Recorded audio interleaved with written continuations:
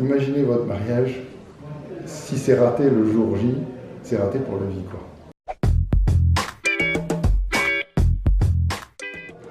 Je m'appelle Frédéric Garnier, j'ai 48 ans, je suis membre fondateur d'une société spécialisée dans l'événementiel et notamment l'événementiel culturel qui a été créée il y a 25 ans et qui aujourd'hui a son siège social sur la Côte d'Azur à Nice. Quel est votre parcours, vos études?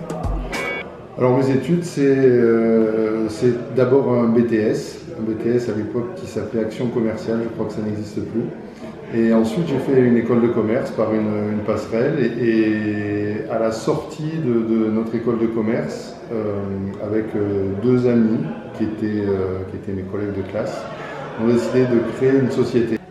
Pouvez-vous nous parler de votre métier? Alors mon métier c'est organiser des événements. En réalité, je dirais que notre métier, c'est de mettre en relation des gens qui créent de la matière artistique, des artistes, des comédiens, des gens du spectacle, et de les mettre en face du grand public. Et c'est ça qui nous est commandé par les collectivités territoriales ou parfois par des sociétés privées. Quelles sont vos principales missions? Organiser, animer et concevoir des événements, de A à Z. Pouvez-vous nous raconter une journée type? Ah ça c'est plus complexe. Déjà je me lève tard. Bon, ceci étant, une journée type c'est plus beaucoup de temps au téléphone, une bonne partie d'administratif parce qu'aujourd'hui malheureusement on est noyé là-dessous. Les contraintes administratives qui émanent soit des lois, soit des mises en œuvre, notamment par le Code des marchés publics, nécessitent beaucoup de travail administratif. Pouvez-vous nous citer un événement marquant que vous avez organisé?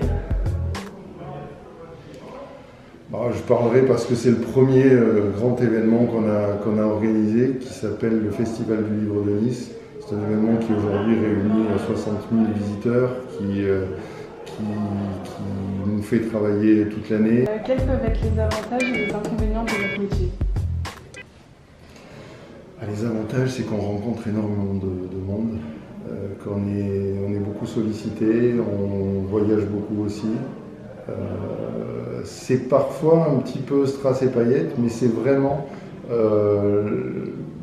c'est quand même l'envers du décor, parce qu'il y a beaucoup de travail en amont, énormément de travail en amont. Si quelqu'un veut se lancer aujourd'hui dans l'événementiel, au moins l'événementiel culturel, qui est celui que je connais le mieux, mais voir l'incentive, le corporate, etc., il est sûr et certain qu'il y a des moments de grâce où on s'amuse bien, parce que c'est parfois des bons restaurants, c'est des bons traiteurs, il y a parfois du champagne, etc. C'est vrai, mais bien souvent, c'est pas ça, bien souvent, on est dans le dur, on travaille beaucoup, on a tout juste le temps de déjeuner, voire même de dîner, et c'est beaucoup d'heures aussi, beaucoup d'heures de travail. C'est un métier de passion, je crois. Quel conseil adressez-vous aux étudiants souhaitant se diriger vers ce domaine? Alors d'abord, le premier conseil, c'est si vous pensez que vous allez vivre justement la vie strass et paillettes, il y a des moments, ça peut arriver effectivement, mais il faut vraiment s'accrocher, avoir vraiment envie de travailler là-dedans, être passionné en fait. Il faut savoir gérer, surtout garder les pieds sur terre. Ne jamais s'emporter, toujours reprendre les fondamentaux, penser à tout, revenir à ses chères études, parce qu'en fait il faut tout vérifier, à la limite des tableaux de bord avec des croix, c'est aussi ça l'événementiel. Et ne pas avoir peur surtout de demander conseil en permanence.